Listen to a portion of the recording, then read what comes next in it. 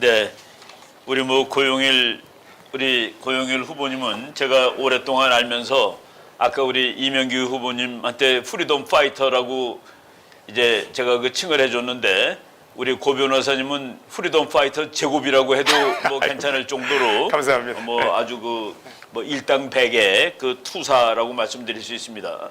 말씀하는 그 중에 국내 정치지만은 그 군사적 충돌까지도 각오를 해야 된다.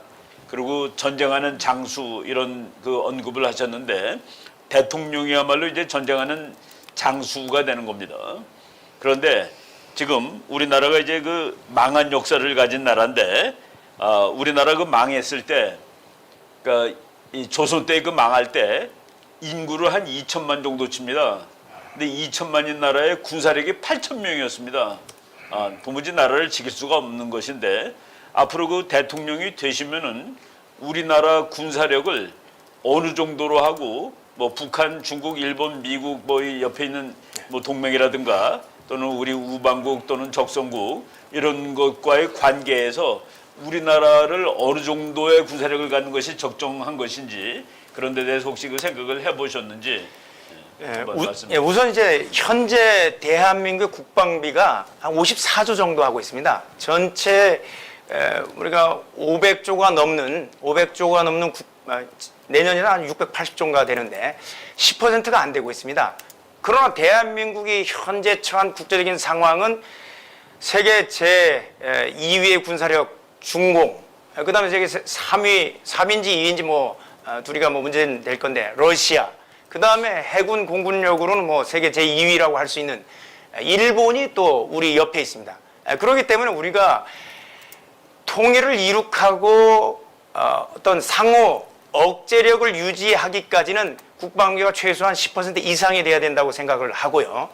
그래서 현재 54조 10%라는 거가 국가 예산 중에 예산 중에 최소한 10% 이상이 돼야 된다고 생각하고 현재 있는 그 복지 예산이 한 270조 됩니다. 교육비까지 포함되면 더 많아지게 되는데 사실 그 복지 부분은 우리가 좋은 쌀을 먹고 좋은 반찬을 먹느냐의 문제고 국방이라는 부분은 우리가 사느냐 죽느냐의 문제입니다. 그렇기 때문에 조금 덜 우리가 좋지 않은 박한 음식을 먹는다고 하더라도 생존의 문제에 있어서는 복지 부분은 양보해야 된다. 이런 입장을 가지고 있고요. 그리고 군대 부분도 중공의 군대, 그리고 러시아의 군대, 그리고 일본의 군대와 우리가 비교를 해보면 현재 이제 50만 국군인데 50만 병력으로는 우리가 통일을 했을 때 대한민국을 주변 강국으로부터 지켜내는 데는 부족한 숫자가 아닌가. 그래서 남북한이 통일됐을 때를 전제로 했을 때는 이제 100만 정도의 군대는 우리는 항시 유지해야 된다는 입장이고요. 그리고 그 100만 군대를 유지해야 된다는 이유가 남북한이 통일됐을 때 우리가 접경하고 있는 국경선은 중국하고 러시아와 육지 경계선을 직접 마주대하게 됩니다. 근데 세계 제2위, 제3위의 육군 병력을 보유하고 있는 그들과 전쟁에서는 아무리 장비가 많고 좋은 이제 무기를 가지고 있다고 하더라도 실질적으로 싸움은 사람이 싸움을 하는 거기 때문에 최소한 100만이 있어야 그 유지가 된다고 생각을 하고요. 그리고 대한민국 혼자서 세계 제2위, 제3위의 군대를 상대하는 거는 굉장히 어렵다고 생각을 하고 그리고 일본을 우리가 적국으로 삼았을 경우에는 2, 3, 4위의 그 군대와 우리가 한꺼번에 싸운다는 건 이제 불가능하기 때문에 일본을 적국으로 삼지 않아야 되기 때문에 반드시 그 부분에 있어서는 한미동맹을 강화하고 일본을 그 한미일 삼각동맹에 끌어들여야만 저희들이 대한민국이 일본을 적국으로 삼지 않게 돼서 결국 한미일 삼각동맹과 중러 그쪽과의 이제 대치 상황을 우리가 해결할 수 있다고 생각을 해서 그 한미일 삼각동맹을 굉장히 중시해야 된다고 저는 생각하고 그 일환 중에 하나가 그 질문지를 주셨는데 쿼드 부분인데 쿼드 플러스 1이 아니라 늘 뭐 교수님 강의하는 부분이지만 펜타 오각 체제로 오각 동맹으로 들어가야 되고 최근에 이제 나와 있는 이 원자력 잠수함 동맹이 오커스. 예, 오커스, 오스트레일리아, 그다음에 영국, 호주.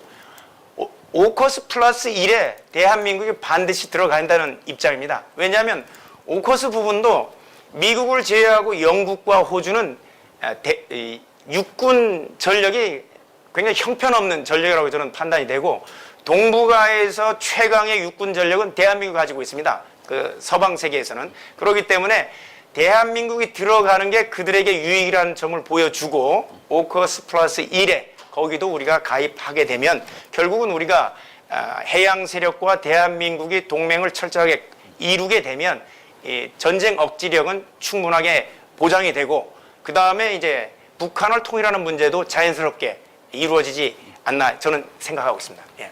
예, 뭐 아주 포괄적으로 국제 정치에 대한 그 아주 그 박학한 지식을 우리 고영일 후보님께서 이제 뭐 말씀하셨다고 생각이 됩니다. 그 기독자유 통일당 그 대표로 계실 때 그 플래카드를 이제 붙인 거가 그 뭐 많은 사람들이 봤을 텐데, 우리 당은 중국의 그 지원금을 받지 않습니다라고 얘기를 뭐 한 것이 있습니다. 네네. 그러니까 그 중국과의 관계에 대해서 어떤 명확한 입장을 가지고 계신 것 같은데, 제가 정리를 하자면은 중국은 우리의 적이다라고 생각을 하시는 것 같아요. 예. 그 많은 국민들이 야 그래도 우리가 중국하고 거래를 잘해야지 먹고 사는 거 아니냐라고 뭐 그러니까 반대를 하실 수가 있는데, 어떻게 설득하실 수 있을지 중국에 관한 견해를 어떻게 디펜드 할 수 있을지 한번 말씀해 주십시오. 예, 우선 이제 그 많은 분들이 이제 안미 경중, 안보는 미국, 경제는 중국과 해야 된다, 이런 부분 가지고 만약에 우리가 중국과 적국으로 삼게 되면 우리 경제가 다 파탄나는 게 아닌가, 이런 얘기를 하는 분들이 상당히 많은데, 실제로 미중 무역 분쟁이 일어났을 때 이 무역 적자, 미국의 무역 적자가 한 3천억 달러, 400조 정도 되는 무역 적자가 발생하는데, 그 적자를 메꿔줄 수 있는 방법이 한국에서 공장을, 중국으로 갔던 공장을 대한민국이 다시 다 되찾아오면 됩니다.